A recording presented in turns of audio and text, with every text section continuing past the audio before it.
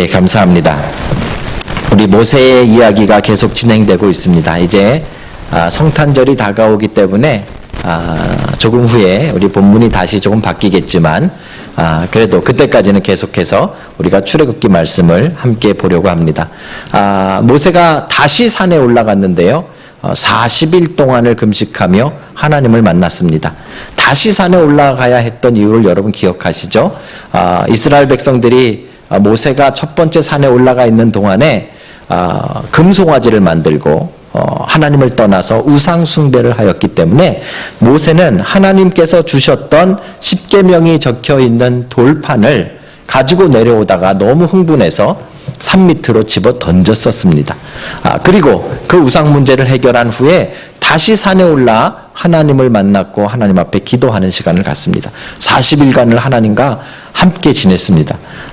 이 기록들을 보면 그 어떤 인간도 모세처럼 하나님을 가까이 그렇게 지낸 사람이 없었습니다. 모세는 아주 특별한 일을 한 것이죠. 그렇죠? 그리고 하나님은 이스라엘 백성과 언약을 다시 새롭게 하셨습니다. 언약을 갱신하셔서 그 증거로 다시 두 돌판에 십계명을 기록하게 하셨습니다. 그래서 이제 그 증거인 두 돌판을 모세가 들고 산에서 내려오는 장면을 우리가 보고 있는 것입니다. 산에서 내려오는 그 장면, 그리고 내려와서 사람들을 만났던 그 장면이 너무 특이해서 여러분 잘 아시는 미켈란젤로라는 사람은 그 모세의 조각상이라는 것을 만듭니다. 미켈란젤로의 3대 조각상 중에 하나가 바로 이 모세상이라는 것입니다.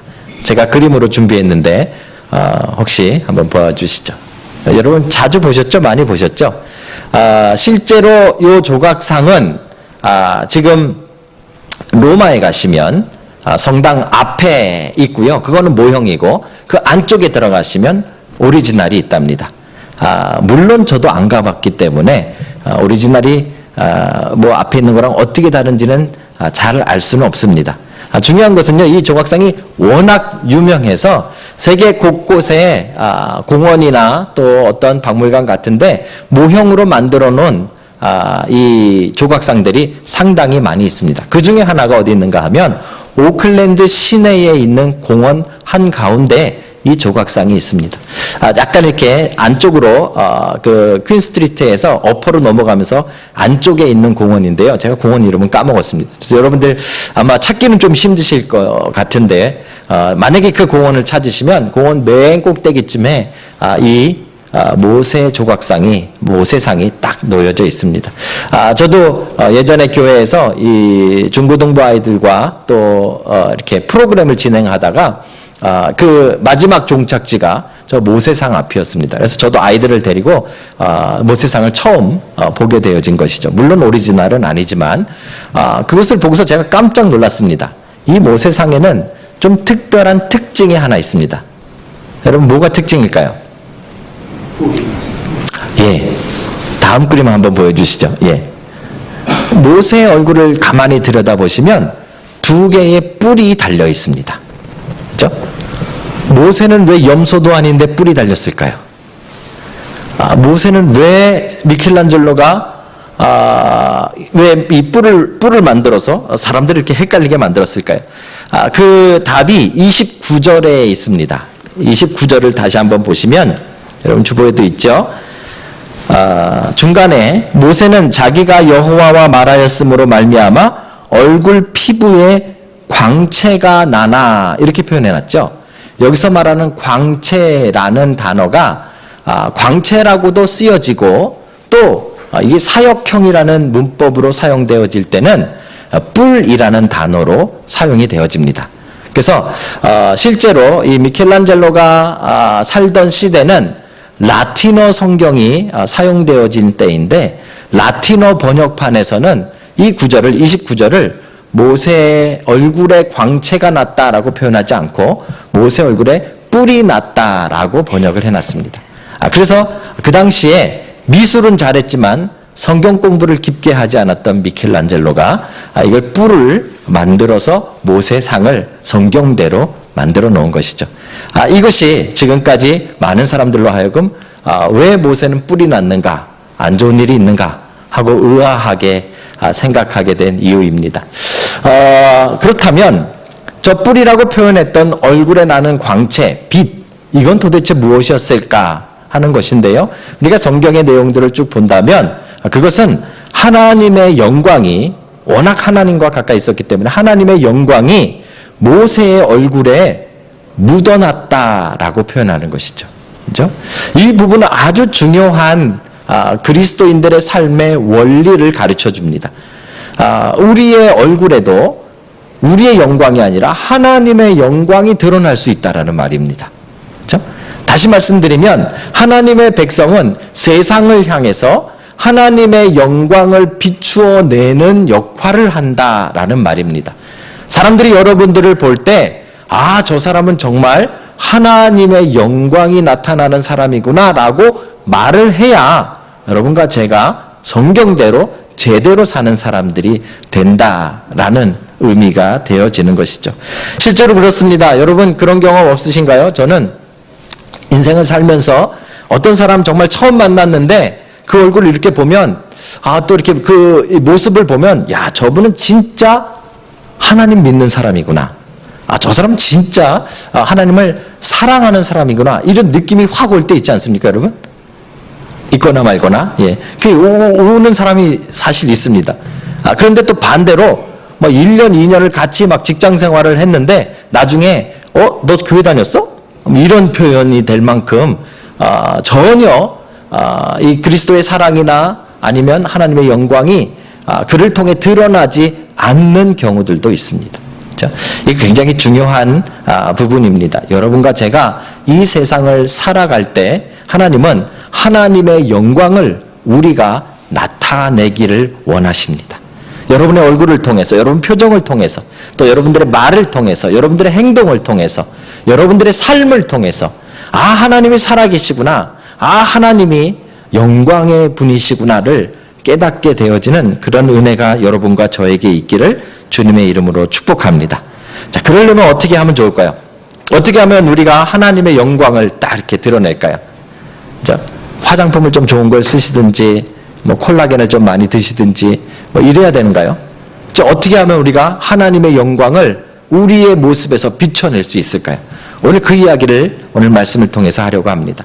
두 가지의 모습을 통해서 두 가지로 인해서 하나님의 영광이 여러분들의 얼굴에서도 여러분들의 삶에서도 세상 가운데 비추어지기를 주의 이름으로 축복합니다.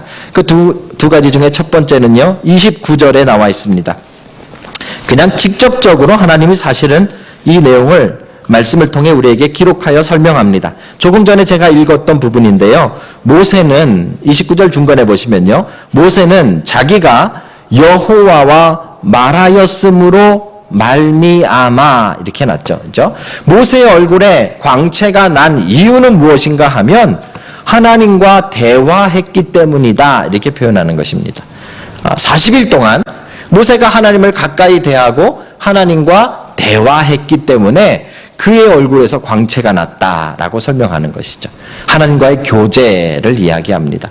하나님과의 교제가 깊으면 깊을수록 우리에게 그 하나님의 영광이 묻어난다는 말입니다. 이건 자연스러운 일이다라고 성경이 우리에게 설명하고 있는 것이죠. 본문의 특이한 점은요, 29절에 특이한 점은 그 얼굴 피부에 광채가 나나 그 다음에 뭐라고요?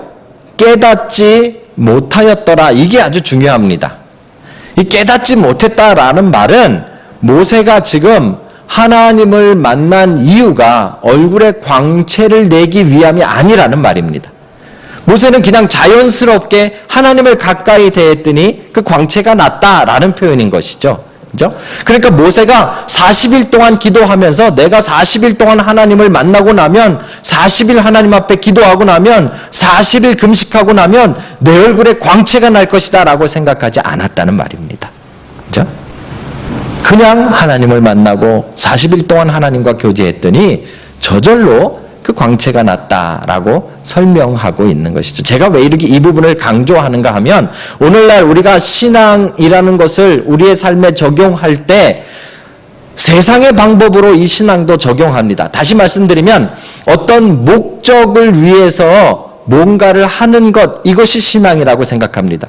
그래서 굉장히 쟁취적이고 굉장히 뭐랄까 적극적으로 하긴 하는데 어떤 목적을 위해서 이 신앙을 쌓아가는 것이죠. 이건 사실 좀 많은 문제들을 일으킵니다. 예를 들면 제가 여러 번 말씀드립니다마는 이런 것입니다.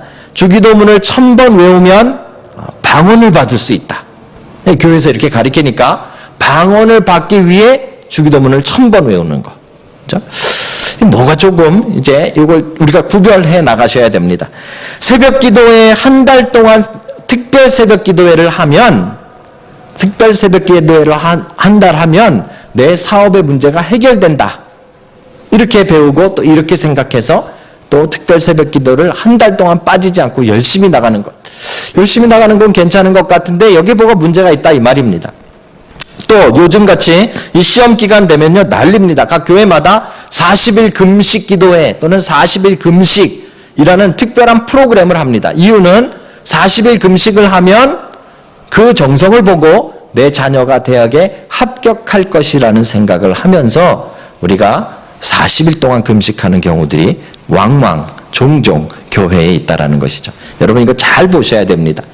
여러분 주기도문 1000번 아니라 10,000번, 10만 번이라도 정성껏 외우십시오. 그죠? 여러분 특별 새벽 기도회 1년이 아니라 수십 년이라도 제발 아침마다 일어나서 기도하고 말씀 보는 일 제발 하십시오. 그죠? 또 금식요. 금식도 여러분 삶에 엄청난 유익이 있습니다. 살만 빠지는 게 아니라 영적인 유익이 있습니다. 1년에 여러분 정해놓고 금식 제발 좀 하십시오. 그런데 그걸 했다고 그것을 공로 삼아 하나님을 협박하거나 하나님과 협상하려 들지는 마시기 바랍니다. 그렇죠? 이걸 여러분 구별하시겠습니까? 신앙이라는 것은 어떤 목적을 쟁취하기 위해서 여러분들이 뭔가를 희생하는 것이 아닙니다. 다시 말씀드리면 오늘 모세가 그 얼굴에 광채를 내기 위해서 40일 금식하고 산에 올라가 하나님을 만난 것이 아니라는 말입니다. 모세는 그냥 그 40일 동안 하나님을 만나는 것 자체가 목적이었습니다. 모세는 그냥 산에 올라가 하나님과 교제하는 것 자체가 목적이었다는 말입니다. 그랬더니 그 얼굴에서 광채가 나더라 이렇게 표현하는 것입니다. 그렇죠? 하나님과의 교제 자체가 목적이어야 됩니다. 하나님과의 교제하는 것이 자체가 기쁨이어야 됩니다. 하나님과 교제하는 것이 자체가 우리 인생의 중요한 일이어야 합니다. 그걸 통해서 뭘 얻으려고 하는 것은 성숙하지 않은 신앙의 모습이라는 것을 여러분 다시 한번 깨닫는 여러분이 되시길 주님의 이름으로 축복합니다. 목사가 되니까 참 불편한 게 많습니다.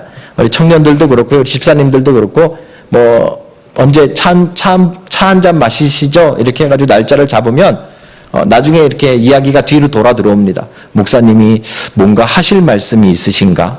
내가 뭐 잘못했나? 이제 뭘 시키려고 하나? 이게 불안해가지고 제가 차 마시자는 말을 못 하겠어요. 분위기가 이렇게 되는 거예요. 그죠? 여태까지 목사님과 만나서 그냥 차 마시는 것 자체가, 이야기하는 것 자체가 목적인 사람이 별로 없는 겁니다. 저에게 친구가 한 명 한국에 있는데요.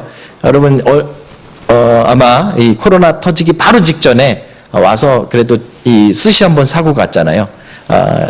이름이 김술에서 수시라고 불러서 수시를 샀는지 모르겠지만 어쨌든 좀 썰렁하지만 그 친구가 저하고 일주일에 5-6번 정도 통화를 합니다. 그러니까 일주일이 7일이면 5-6일 정도 통화해요. 제 아내가 둘이 사귀냐 할 정도로 통화를 자주 합니다. 물론 힘들고 어려울 때 전화해서 서로 위로하고 또 이야기합니다. 그런데요, 제가 카톡을 말씀 준비하면서 봤어요. 대단한 대화를 나눴나. 자기 아들 데리고 공원 갔다고 사진 찍어서 말 걸고, 마켓에 가서 장 본다고 나한테 말 걸고, 그죠? 중요한 일이 별로 없는 거예요. 하나도 안 중요한데 그냥 연락하는 거예요. 그런데 여러분, 거기 아주 중요한 우리가 놓치는 것이 하나 있습니다. 그 중요하게 보이지 않는 교제 자체가 우리의 목적이 될 수 있다는 것을 우리 다시 한번 생각해 봐야 됩니다. 제가 왜 이렇게 이야기하는가 하면 33장 11절에 우리가 그냥 지나왔던 그 부분에 아주 특별한 부분이 하나 있어서 그래요. 제가 읽어드리겠습니다. 출애굽기 33장 11절에 보면 사람이 자기의 친구와 이야기함 같이 여호와께서 모세와 대면하여 말씀하시며. 이렇게 감동이 오세요? 하나님은 모세에게 물론 일을 시키시고 사명을 맡기시고 또 뭐 죄의 문제를 해결하게 하시고 여러 가지 중요한 사안들이 있었죠. 그런데 하나님께서 모세를 만나실 때는요, 마치 친구가 친구를 만나는 것처럼 그냥 그 자체를 하나님은 굉장히 중요하게 여기셨다는 말이에요. 그게 바로 교제라는 것입니다. 어떻게 하면 여러분의 모습 속에서 하나님의 영광이 드러날 수 있을까요? 어떻게 하면 여러분의 삶과 여러분의 말을 통해서 사람들이 하나님의 영광을 볼 수 있을까요? 여러분들이 그것을 하기 위해 뭐 40일 금식을 하고 뭐 특별 기도회를 하고 뭐 성경을 몇십 번 읽고 그러실 필요가 없다는 말입니다. 그냥 하나님을 사랑하고 그냥 하나님과 가까이 하길 원하고 그냥 하나님 앞에 예배하는 게 기쁘고 그냥 하나님의 말씀 듣는 게 좋고 그냥 성경을 펼치면 눈물이 나고 그냥 기도를 하면 감동이 되어지는 삶을 사시라는 말입니다. 그렇게 하나님과 교제할 때 말리지 않아도 특별하게 뭐 하지 않아도 여러분의 모습에 하나님의 영광이 묻어나는 줄로 믿습니다. 오늘 모세는 40일 동안 그 산에 올라가 하나님과 깊은 교제를 나눴습니다. 제가 봤을 때 40일 금식했다 그러는데요, 이거 뭐 작정해놓고 하루 이틀 이렇게 지워가면서 금식한 금식이 아닌 것 같아요. 그냥 하나님 만나는 게 좋아서 밥 먹는 걸 잊어버린 것 같아요. 그렇죠? 그냥 하나님과 대화하는 것이 기뻤던 거예요. 그것이 중요했던 거예요. 그랬더니 내려오는 모세의 얼굴에 광채가 나는 겁니다. 하나님의 영광이 묻는 것입니다. 여러분들에게 하나님의 영광이 묻어 빛이 빛나는 그런 인생이 되시기를 주님의 이름으로 축복합니다. 하나님과 깊게 사귀십시오. 하나님과 사귀는 것 자체를 기뻐하십시오. 하나님의 말씀 읽고 기도하는 것 자체가 여러분에게 인생에 아주 중요한 일이 되시기 바랍니다. 그 은혜를 여러분들이 놓치지 않고 여러분 삶에 나타나기를 주의 이름으로 축복합니다. 자, 두 번째로요, 어떻게 하면 하나님의 영광이 묻어나는 사람이 될까? 어떻게 하면 하나님의 영광이 내 인생을 통해서 드러나게 될까? 하는 부분인데요. 오늘 모세의 행동에 아주 특이한 것이 하나 있었죠. 아까 아이들과 제가 나눴는데 여러분들 제가 그 행동을 하자 좀 웃으셨는데 33절에 보시면 이렇게 되어져 있습니다. 모세가 그들에게 말하기를 마치고 수건으로 자기 얼굴을 가렸더라. 그렇죠? 모세가 산에서 내려오는데 그 얼굴에서 광채가 났어요. 모세는 자기 얼굴에 빛이 나는 것을 알지 못했어요. 그때 뭐 거울이 있었던 것도 아니고요.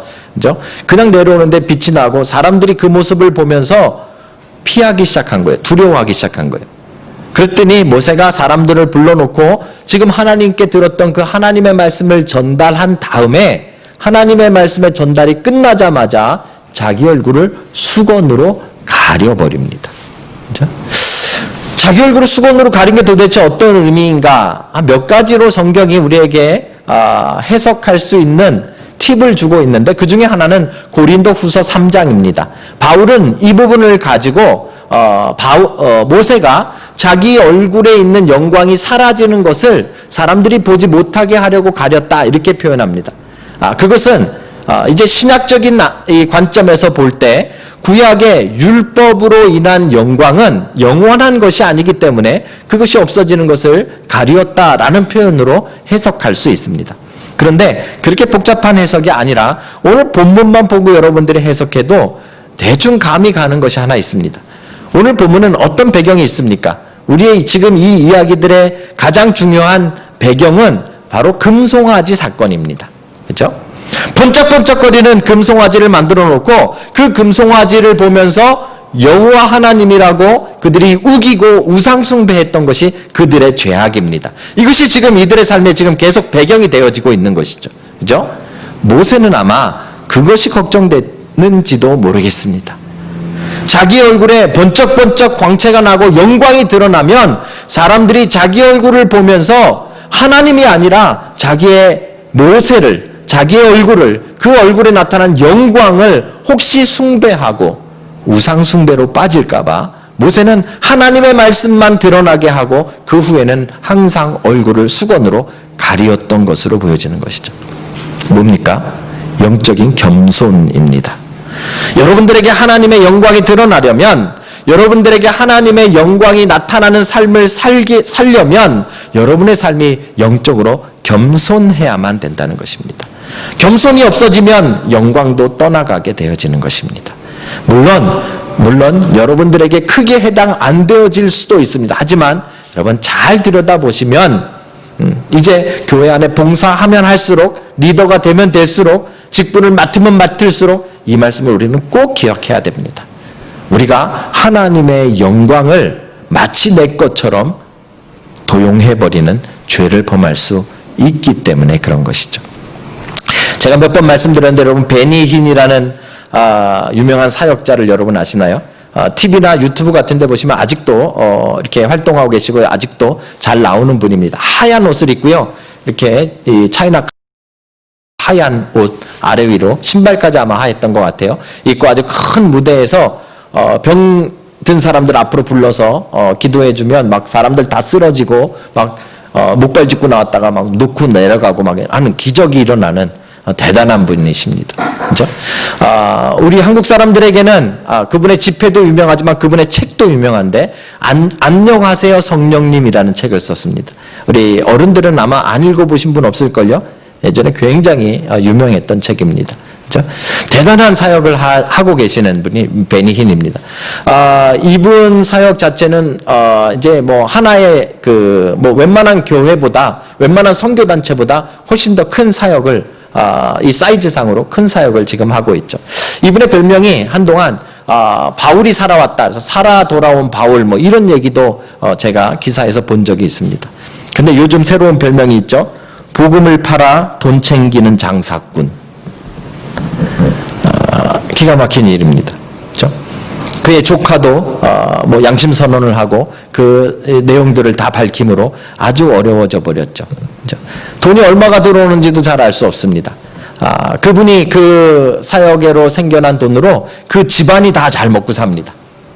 그 집안에 뭐 사촌, 뭐 조카, 뭐 이런 사람들 가운데 1, 2년 정도는 그 사역을 따라다니며 경험하는 것이 마치 그 집안의 어떤 트레디션이 되어져 버리는 그런 아주 재밌는 분입니다. 이분이 입고 있는 그 하얀 옷은 미국의 특별한 장소에서 딱 한 집에서만 파는 아주 유명한 옷입니다. 그거는 돈 주고도 웬만큼 돈 주고도 살 수 없는 비싼 옷입니다. 가격으로 따질 수도 거의 없는 그런 명품 중에 명품이죠. 그거는 자기 자가용 비행기를 타고 운행을 하시는데 보통 뭐 유럽 쪽으로 가셨다가 저녁에 주무실 때는 두바이에 가서 하룻밤에 25,000불 정도 호텔에서 며칠을 머물다가 오시기도 합니다. 또 오다가 좀 배가 고프면 비행기 방향을 이태리나 이런 쪽으로 돌려서 뭐 파스타나 뭐 피자나 이런 거 드시기도 하시는 그런 엄청난 분입니다. 그렇죠? 이분의 사역을 여러분 잘 들여다보시면 점점 이분의 사역에 문제가 일어나고 있다는 걸 우리는 볼 수가 있습니다. 어떻게 볼 수 있는가 하면 겸손함이 사라집니다. 그렇죠? 처음에는 어땠는지 모르겠습니다. 처음에는 기도하니 병든 사람이 낫기도 하고 기도하니 여러 가지 이적이 나타났는지도 모르겠습니다. 그런데 그 기적과 그 이적은 자기의 것이 아니라 하나님께 영광이 돌려져야 하는 일이겠죠. 그런데 점점 하얀 옷을 입고 자기만 드러나기 시작합니다. 그렇죠? 더 이상 하나님의 일이라고 볼 수 없는 것입니다. 여러분, 이것에 여러분 속지 마셔야 됩니다. 아무리 대단한 일이 여러분 눈앞에 펼쳐질지라도 영적인 겸손함이 거기에 없다면 우리는 다시 한번 생각해 봐야 됩니다. 왜냐하면 오늘 본문의 모세가 우리에게 보여주고자 하는 것이 바로 그것이기 때문에 그렇습니다. 모세는 가능한 자기 얼굴에 빛나는 것조차도 하나님께 영광이 가리워질까봐, 자기에게 영광이 돌아올까봐, 자기를 숭배할까봐 수건으로 덮고 있었다는 사실을 우리는 기억해야 됩니다. 그 영적인 겸손함이 있을 때 그 얼굴에 하나님의 영광이 드러나는 것입니다. 여러분의 인생에도 마찬가지일 것입니다. 어떻게 하면 여러분들의 인생을 통해서 하나님의 영광이 드러날까요? 여러분이 잘해서, 여러분이 잘나서, 여러분이 특별해서 그 일들이 이루어졌다고 모든 영광을 여러분들이 가로채기 시작할 때 여러분 인생에 하나님의 영광은 사라질 것입니다. 반면에 여러분 인생의 한 가지 한 가지 아무리 작은 일일지라도 그것이 정말 하나님의 이름만 드러나고 하나님의 말씀만 드러나는 일이 된다면 여러분 인생은 영원토록 하나님의 영광을 드러내는 특별한 인생이 되어질 것입니다. 여러분의 삶을 통해 하나님의 영광이 온전히 세상 가운데 드러나기를 주의 이름으로 축복합니다. 제가 이사하고 저희 집에 고칠 것이 참 많았습니다. 화자가 좀 많은 집이어서 그런지 제가 지금 생각해보면 지금은 거의 안 그러지만 코로나로 락다운되고 이럴 때는 맨날 톱 들고 망치 들고 뒷뜰 갔다 앞에 갔다가 이렇게 고치고 이런 거죠. 그러다 결국 여러분 아시는 분은 아시겠지만 이 양쪽 집에 이 펜스를 저희 가족들이 쳤습니다. 이쪽 오른쪽에는 사모아 분들이 사는데 그분들은 거기 사모아 순복음교회 다니는 그런 분들이고요. 왼쪽에는 인도분, 피지 인디안들이 사시는데 이분들은 힌두교를 믿는 그런 사람들입니다. 근데 제가 이제 펜스를 이렇게 다 이렇게 맞춰 놨을 때 아마 이쪽을 먼저 맞췄던 것 같은데요. 그 인도분이 저 이렇게 펜스 너머로 저한테 오시더니 저한테 너무 궁금한 게 있대요. 뭐가 궁금합니까? 물어봤더니 직업이 뭐냐요 도대체. 맨날 망치 들고 왔다 갔다 하는데 네 직업이 뭐냐 이렇게 물어본 거죠. 거기서 내가 너무 자신 있게 나 교회 목사다. 한인교회 목사다. 그랬더니요 고개를 이렇게 헛둥거리더니 도저히 상상이 안 간대요. 목사인 게 믿어지지 않는데요.